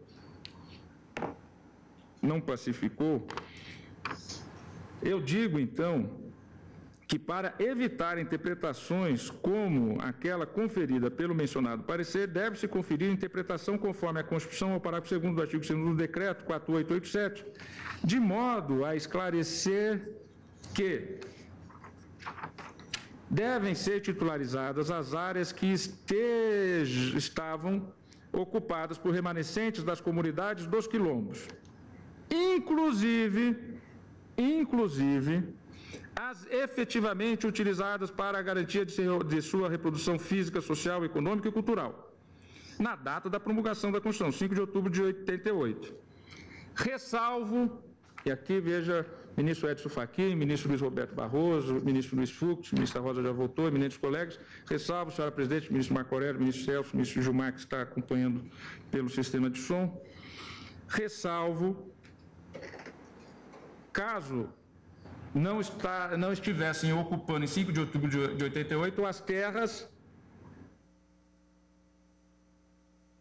em razão de suspensão ou perda de posse em decorrência de atos ilícitos. Ressalvo a possibilidade ainda de se titularizar as terras, mesmo que não utilizadas, para todos esses fins, no dia 5 de outubro de 1988, se for comprovado que houve a perda ou a suspensão dessa posse mediante atos ilícitos. Em regra, o esbulho possessório, em regra, a expulsão. Como se deu no reconhecimento deste quilombo de Porto Alegre, que houve a especulação imobiliária e a expulsão da comunidade da sua localidade. E mesmo assim foi reconhecido. Porque eles só lá não estavam naquele momento da promulgação, porque houve atos ilícitos mas isso dependendo de comprovação, evidentemente. Por fim, ainda, em relação à identificação do território, alega o recorrente. Termino, então, esse tópico da inicial, do ataque da inicial contra esse tema, para dar interpretação conforme no ponto, com essa ressalva. Por fim, ainda em relação à identificação do território, alega o recorrente a inconstitucionalidade do parágrafo 3º do mesmo artigo 2º do decreto, pois, segundo afirma, ele teria sujeitado a demarcação aos critérios indicados pelos próprios interessados, o que não constituiria procedimento idôneo, moral e legítimo de definição. Aqui, então, passa a enfrentar o ataque que a inicial faz, a possibilidade da identificação territorial ser iniciada com a própria comunidade. No sentido de afastar a alegada inconstitucionalidade, utilizo-me dos esclarecimentos trazidos em memorial pela AGU e pelo INCRA. Diz a AGU e INCRA em conjunto no memorial: o autor tenta induzir essa corte a erro, mais uma vez, ao afirmar que o decreto 4887/2003 sujeitaria a demarcação aos indicativos do interessado. A norma impugnada apenas obriga o INCRA a levar em consideração os critérios de territorialidade do próprio grupo para, a partir daí, instruir o procedimento de demarcação e titulação de terras. É um ponto de partida. Leio do parecer. Procedimento este, frise-se, extremamente minucioso, composto de 14 etapas, a saber: A. Requerimento da parte ou início de ofício pelo INCRA. B. Declaração de autodefinição. C. Inscrição da autodefinição. D. Identificação e delimitação da área pelo INCRA. E. Elaboração de relatório técnico de definição. F. Publicidade do relatório. G. Notificação dos ocupantes e confinantes. Notificação dos ocupantes e confinantes. H. Contestação do relatório. I. Consulta às entidades mencionadas no artigo 8º do decreto. J. Análise da situação fundiária do imóvel nos termos dos artigos 10 a 12. I. Não, é ali. Procedimento desapropriatório quando incidir sobre imóvel particular nos termos do artigo 13. M. Procedimento de reassentamento de ocupantes não quilombolas com indenização das benfeitorias realizadas de boa-fé nos termos do artigo 14. N. Outorga de título coletivo na forma do artigo 17. O. Registro cadastral do imóvel em favor da comunidade quilombola nos termos do artigo 22, com a consequente averbação no registro de imóveis na forma da lei número 6.015 de 73. E continua o parecer. Não bastasse, em atenção ao disposto no artigo 3º, parágrafo 1º do decreto, a matéria se encontra ainda mais minudentemente regulamentada com alto grau técnico objetivo pela Instrução Normativa número 57 do INCRA, fruto do Grupo de Trabalho para a Revisão das Normas sobre Implementação de Políticas Públicas relativas a quilombolas e indígenas, instaurado no âmbito do Governo Federal, coordenado pela Consultoria Geral desta Advocacia Geral da União. No espectro de aperfeiçoamento do procedimento para a titulação quilombola levado a cabo pelo grupo, merece especial referência à instituição de um rito criterioso para a confecção do relatório técnico de identificação e delimitação, com a atribuição de diversos critérios de natureza objetiva, aliado à ampliação das condições de divulgação do procedimento, do prazo para interposição de recursos e da possibilidade de resguardo dos direitos das comunidades mediante a notificação da Fundação Cultural Palmares acerca das decisões a serem proferidas. E continua o parecer. Além disso, a Instrução Normativa prevê em seus artigos 12 e 13 a consulta a diversos órgãos e entidades com atribuições técnicas afetas ao tema: IFAM, IBAMA, SPU, que é a Secretaria de Patrimônio da União, FUNAI, Conselho de Defesa Nacional, ICMBio, que é a autarquia responsável, né, pela área dos parques, Fundação Palmares, e também a SFB, para manifestação acerca do relatório técnico de identificação e delimitação e a possibilidade de qualquer interessado interpor contestação com efeito suspensivo contra o RTID.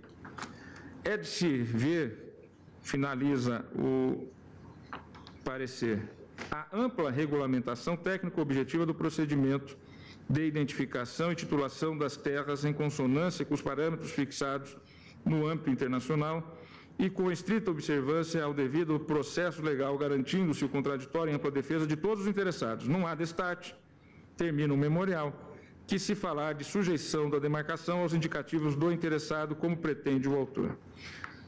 Encerro a leitura do memorial da AGU e do INCRA e então digo: não há, portanto, razão de ser na referida impugnação, tendo em vista que a indicação do território pelas comunidades interessadas não é o único, exclusivo e isolado critério precedendo a titulação das terras. Outras fases técnicas, inclusive com a emissão do relatório técnico de identificação e delimitação e com a identificação e observância de diversos critérios antropológicos e de natureza objetiva. Pois bem, e também há a intimação de eventuais ocupantes, de eventuais confinantes e de confinantes. Item 6 do meu voto: desapropriação de terras particulares. Questiona-se ainda a inicial a previsão do artigo 13 do decreto, que trata da desapropriação de terras ocupadas por comunidades quilombolas sobre as quais incidam títulos de domínio particular. A dicção do dispositivo é a seguinte, artigo 13. Incidindo nos territórios ocupados por remanescentes de comunidades dos quilombos, título de domínio particular não invalidado por nulidade, prescrição ou comício, e nem tornado ineficaz por outros fundamentos, será realizada a vistoria e a avaliação do imóvel, objetivando a adoção dos atos necessários à sua desapropriação quando couber. Parágrafo 1º. Para os fins deste decreto, o INCRA estará autorizado a ingressar no imóvel de propriedade particular, operando as publicações editalícias do artigo 7º, efeitos de comunicação prévia. Parágrafo 2º. O INCRA regulamentará as hipóteses suscetíveis de desapropriação com obrigatória disposição de prévio estudo sobre a autenticidade e legitimidade do título de propriedade mediante levantamento da cadeia dominial do imóvel até a sua origem. Feita a leitura, eu digo que o requerente afirma que o teor do artigo 68 do ADCT descaberia ao poder público desapropriar a área, visto que a propriedade decorria diretamente da Constituição, não havendo que se falar em propriedade alheia a ser desapropriada, para ser transferida aos remanescentes de quilombos, muito menos em promover despesas públicas para fazer frente a futuras indenizações. Ora, a questão do direito ou não à indenização por desapropriação do eventual detentor de título de propriedade sobre as terras ocupadas pelas comunidades quilombolas não é tão simples como quer fazer crer o requerente. Por óbvio, há que se ter em mente que a disposição contida no artigo 68 do ADCT é texto originário da Constituição, razão pela qual não se aplica ao caso as limitações jurídicas impostas aos poderes constituídos. A alegação de direito adquirido ou de qualquer outro status de proteção ao direito de domínio até então titularizado por particulares é absolutamente ineficaz em face do poder constituinte originário, porquanto este é desobrigado e livre, juridicamente, para a construção do conteúdo das normas constitucionais. Além disso, nota-se a marca do resgate histórico e patrimonial efetuado pela Constituição de 1988 aos dos direitos e da dignidade dos povos indígenas e dos remanescentes das comunidades de quilombos, atores da cultura brasileira, formadores da sociedade brasileira e integrantes da nação brasileira. Esse fator tem de ser considerado como elemento axiológico para a interpretação dos dispositivos constitucionais protetivos, inclusive com a finalidade de preencher os espaços normativos encontrados no artigo 68 do ADCT. Ocorre, todavia, que o Comando Constitucional Transitório não repetiu, em relação às terras de quilombo, a disposição contida no parágrafo 6º do artigo 231 do texto permanente acerca das terras indígenas. Sobre as terras indígenas, conforme já lido, o resgate histórico, cultural e patrimonial realizado pela Constituição Federal foi tão profundo que taxou expressamente como írritos os títulos de domínio particulares incidentes sobre as referidas glebas, excluindo os direitos a qualquer tipo de indenização pela terra nua, ressalvando apenas e tão somente benfeitorias derivadas de eventual ocupação de comprovada boa-fé. Tal entendimento foi atestado pela Corte no debate do caso Raposa Serra do Sol. Naquela sentada, ressaltou-se o caráter de ancianidade dos direitos dos povos indígenas sobre as terras por eles tradicionalmente ocupadas, os quais remontam historicamente ao período anterior à colonização portuguesa, período anterior à dita descoberta. Leio daquele julgado. Direitos originários, os direitos dos índios sobre as terras que tradicionalmente ocupam foram constitucionalmente reconhecidos e não simplesmente outorgados, com o que o ato de demarcação se orna de natureza declaratória e não propriamente constitutiva. Ato declaratório de uma situação jurídica ativa pré-existente. Essa a razão de a Carta Magna havê-los chamado de originários, a traduzir um direito mais antigo do que qualquer outro, de maneira a preponderar sobre pretensos direitos adquiridos, mesmo os materializados em escrituras públicas ou títulos de legitimação de posse em favor de não índios. Atos estes que a própria Constituição declara como nulos e extintos. Parágrafo 6º do artigo 231 da Constituição Federal. Li da lavra de Aires Brito, na PET já citada 3388. Digo eu, então, e já vou me aproximando da conclusão. Trata-se de exemplo de retroatividade máxima da norma constitucional na medida em que atingiu deliberadamente atos ou situações jurídicas consolidadas no passado, regulando seus efeitos. Contudo, na linha da jurisprudência desta Corte, por exemplo, o RE 242.740 de Goiás, primeira turma, relator ministro Moreira Alves, a incidência retroativa dos preceitos contidos na Constituição Federal, quando atinge um núcleo, existência e validade de situações consolidadas no tempo, defluem de determinação expressa no texto, de forma que o estatuto jurídico conferido às terras indígenas não é de ser aplicado às terras ocupadas por comunidades remanescentes de quilombolas, já que o texto constitucional não conferiu a estas estatuto protetivo semelhante. O termo reconhecimento, contido no artigo 68 do ADCT, operou, em verdade, uma conversão de uma situação jurídica precária, qual seja, ocupação-posse, em direito de propriedade, situação jurídica definitiva, cabendo ao Estado emitir os respectivos títulos. Com a atestação da situação cultural geográfica da ocupação de terras por essas comunidades, houve a constituição de uma nova realidade jurídica de propriedade, sem invalidar, contudo, como no caso das terras indígenas, as situações jurídicas pretéritas anteriores à Constituição Federal de 1988. Nesse sentido, foi cuidadoso e correto o artigo 13 do decreto, na medida em que não excluiu a possibilidade de aquisição do domínio pelos remanescentes das comunidades quilombolas mediante prescrição aquisitiva, uso capião, que já tenha se operado, ou quando presente vício no título de propriedade particular, hipóteses nas quais não haverá desapropriação. Se a própria comunidade, pela passagem do tempo, já adquiriu pelo uso capião, não há que se falar em desapropriação.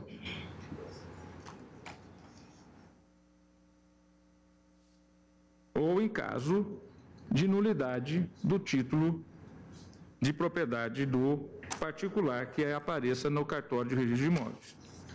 Nessas hipóteses não haverá desapropriação e o decreto assim estabeleceu com cuidado. Necessário, porém, o ato expropriatório, nas hipóteses em que necessário, deve o Estado, como responsável direto pela execução das políticas e diretrizes constitucionais, indenizar os proprietários particulares, se regularmente exerciam o seu direito até a promulgação da Carta de 1988. O referido processo de desapropriação é de nítido interesse social e será feito em benefício das comunidades remanescentes de quilombos. Mais uma vez, me socorro das lições do jurista e professor Carlos Ari Sundfeld. Diversamente, diz ele, acreditamos ser possível e principalmente necessária a prévia desapropriação de terras particulares em benefício dos remanescentes das comunidades dos quilombos que as estiverem ocupando. Não se deve equiparar a titulação das terras das comunidades quilombolas com a demarcação das terras ocupadas pelos índios, as quais são e sempre foram públicas. Com relação a estes últimos, a Constituição Federal criou um complexo sistema de proteção, com previsão de posse permanente das terras tradicionalmente ocupadas por eles, artigo 231. Mas o artigo 68 do ADCT tratou da questão quilombola de forma diversa e não teve a pretensão de criar uma forma originária de aquisição da propriedade em favor das comunidades remanescentes de quilombos, sem o pagamento de qualquer indenização ao proprietário, assim reconhecido pelas formas de direito. O direito constitucional da propriedade só pode ser limitado nas formas e procedimentos expressamente estabelecidos na Constituição. Não é viável falar-se em perda imediata da propriedade no caso de terras ocupadas por comunidades quilombolas, como sustentou o parecer número 1490 de 2001 da Casa Civil. A perda compulsória da propriedade particular em favor de remanescentes de comunidades quilombolas só pode dar-se em razão de uso capião ou pela desapropriação, cito a fonte. E volto eu então a dizer, senhora presidente, e concluo esse título do meu voto. Nesses termos, mais uma vez, firme nas premissas de que não se aplica às comunidades remanescentes de quilombos o regime jurídico protetivo previsto para os indígenas, nem o que está prescrito no artigo 231, parágrafo 6º da Carta Magna, concluo que o artigo 13 do Decreto 4887 de 2003 está de acordo com a Constituição Federal. Conclusão. De tudo, senhora presidente, senhoras e senhores ministros, conforme consta no sítio eletrônico do INCRA, atualizado em 13 de abril de 2007, foram expedidos já 220 títulos de propriedade aos remanescentes de comunidades quilombolas, regularizando-se 754.811 hectares em benefício de 152 territórios, 294 comunidades e 15.910 famílias. Muito já foi feito, mas não há dúvida de que muito ainda há por fazer. Contudo, não é ampliando e numa interpretação extensiva, sem limite temporal futuro, que se vai efetivar esse relevante direito. Pelo contrário, talvez tenha sido exatamente essa tentativa de se ampliar em demasia o seu alcance que tenha retardado e tornado ainda mais complexa a demarcação e a titulação definitiva dessas terras. No meu sentir, o direito estabelecido no artigo 68 do ADCT é o direito das comunidades remanescentes de quilombo de terem a propriedade das terras por elas ocupadas, quando da edição da Constituição aqui incluídas, e incluo aqui, volto a repetir, aquelas utilizadas na data para a garantia de sua reprodução física, social, econômica e cultural, mas possuídas, usadas.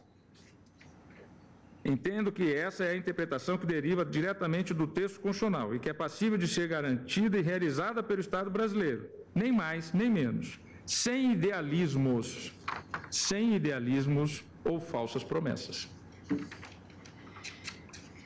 Ante o exposto, voto no sentido de julgar parcialmente procedente a presente ação direta de inconstitucionalidade única e tão somente para conferir interpretação conforme ao parágrafo 2º do artigo 2º do Decreto 4.887, de 20 de novembro de 2003, no sentido de esclarecer nos termos do artigo 68 do ADCT que somente devem ser titularizadas as áreas que estavam ocupadas por remanescentes das comunidades dos quilombos, inclusive as efetivamente utilizadas para a garantia de sua reprodução física, social, econômica e cultural na data da promulgação da Constituição, 5 de outubro de 1988, salvo, no caso de não ter essa efetiva posse, em 5 de outubro de 88, comprovação por todos os meios de prova juridicamente admitíveis em direito da suspensão ou perda da posse em decorrência de atos ilícitos praticados por terceiros. É como voto, senhora presidente, pedindo excusas pelo alongado do voto. Não, absolutamente. Então, o ministro César Peluso, relator originário, julgou procedente a ação. A ministra Rosa Weber julgou improcedente a ação. O ministro Dias Toffoli julga parcialmente procedente a ação. Única e exclusivamente nesse ponto. Para dar interpretação conforme ao parágrafo 2º do artigo 2º. Pois não. Ministro Edson Fachin.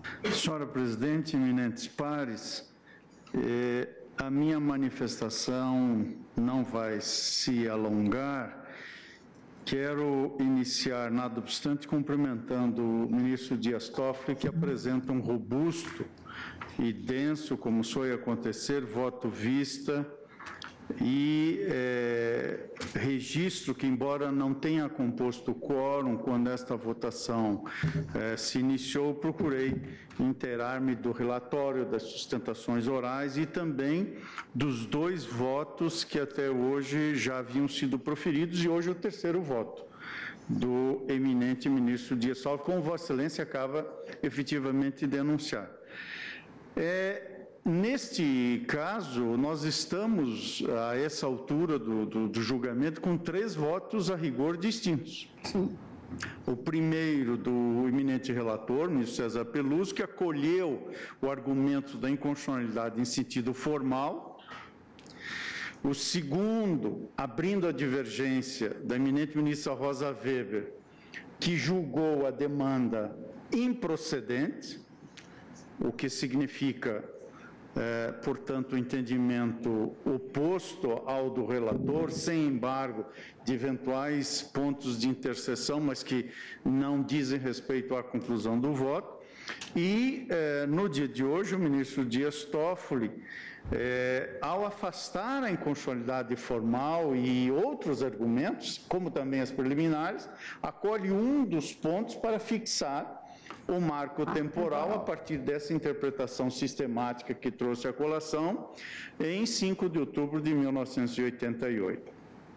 Eu gostaria de registrar, senhora presidente, que aqui está efetivamente, como todos sabemos, em debate um decreto de 2003, que foi impugnado diligentemente pela parte autora no próprio ano de 2003. O relator adotou o rito do artigo 12, o que significa que remeteu, consoante a lei própria e esse dispositivo que estribou o despacho do eminente ministro relator, trazer o conteúdo direto e imediatamente para a apreciação do plenário. Isto começou a se dar em abril de 2012. Houve, portanto, o voto do eminente ministro César Peluso julgando a demanda procedente pela reflexão e conclusão da inconstitucionalidade formal. Em 2015 se retoma o julgamento e a ministra Rosa Weber então proferiu o voto quando o ministro Dias Toffoli pediu vistas, devolveu em seguida, em 2015. Embora, se me permite, ministro Fachin, eu tenha devolvido os autos em 5 dias. Pedi vista dos autos no dia em que a nossa querida presidente tomava posse como presidente do Tribunal Superior Eleitoral. 18 de abril de 2012. De 2012, justamente porque o ministro César Peluso encerrou o seu voto em torno de 18h30 e Sua Excelência, a nossa presidente, tomava posse lá às 19 horas e devolvi no dia 23 de abril de 2012, embora ele só tenha entrado em pauta em 2015. Obrigada, ministro Fachin. E Vossa Excelência, portanto, foi mais rígida do que a regra regimental que permite devolver o voto vista na segunda sessão, devolver os autos e votar tão logo apregoado, mas devolver até a segunda sessão subsequente. Eu estou fazendo esta rememoração, senhora presidente, para dizer que, nada obstante tratar-se aqui de uma demanda, portanto, alongada, por assim dizer, eis que estamos a debater esse tema, ou esse tribunal está a debater de algum tempo, a relevância do tema que se situa nas questões de importância, obviamente que desagam no plenário desse Supremo Tribunal Federal, a relevância é inquestionável. E o voto vista que hoje o ministro Dias Toffoli apresenta, em meu modo de ver, dá não apenas a forma, mas o fundo desta questão que, a rigor, diz respeito a um debate sobre a própria compreensão da Constituição na relação entre o ato das disposições constitucionais transitórias e o texto constitucional, a própria compreensão da Convenção 169 da OIT, bem como um conjunto de interesses legítimos, tanto da comunidade ou das comunidades quilombolas, quanto de outros interesses também igualmente legítimos que se colocam subjacentes ou até mesmo no primeiro plano do debate e, portanto, dessa controvérsia. Eu estou dizendo isso tudo, senhora presidente, para evidenciar que, sem embargo desse alongado e também de um conjunto de circunstâncias que demanda lapso temporal razoável, como diz a Constituição, eu estou, a rigor, justificando, em primeiro lugar, que há temas como esse, de índole estrutural, que demandam mesmo um amadurecer-se das reflexões quando dizem respeito a essa verticalidade sobre a própria sociedade, o Estado brasileiro e a Constituição. E, em segundo lugar, para justificar que estou a pedir vista para examinar a matéria. Pois não. Então, após o voto vista do ministro Dias Toffoli, que julgava parcialmente procedente o pedido formulado na ação para conferir a interpretação conforme ao parágrafo 2º do artigo 2º do decreto 4887 de 2003, pediu visto o ministro Edson Fachin, aguardo os demais. Senhores ministros, nos termos regimentais, suspendo a sessão por 30 minutos, apenas que, não deixando de registrar 6 advogados que estão a aguardar a sustentação oral, eu apregoarei na sequência o tema para que não haja maiores delongas na presença de vossas excelências. Muito obrigada. Eu, então.